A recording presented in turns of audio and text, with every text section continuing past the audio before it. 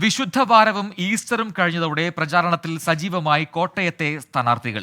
ഇന്നു മുതൽ റോഡ് ഷോകളടക്കം വീണ്ടും ആരംഭിക്കും. നാമനിർദ്ദേശ പത്രികാ സമർപ്പണം ഈ ആഴ്ച ഉണ്ടാകും. മുഖ്യമന്ത്രിയും പ്രതിപക്ഷ നേതാവും ഉൾപ്പെടെ ജില്ലയിൽ പ്രചാരണത്തിനായി എത്തുന്നുമുണ്ട്.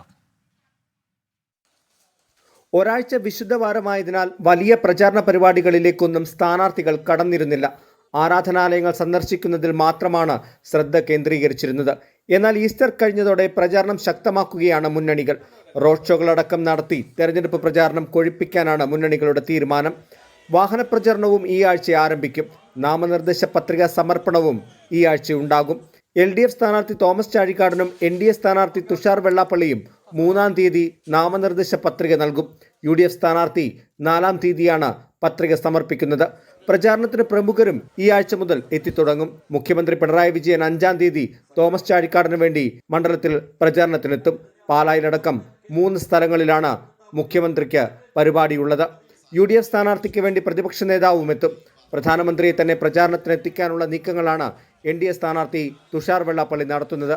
വരും ദിവസങ്ങളിൽ വാശിയേറിയ പോരാട്ടത്തിനാകും കോട്ടയം സാക്ഷ്യം വഹിക്കുക. 24 കോട്ടയം.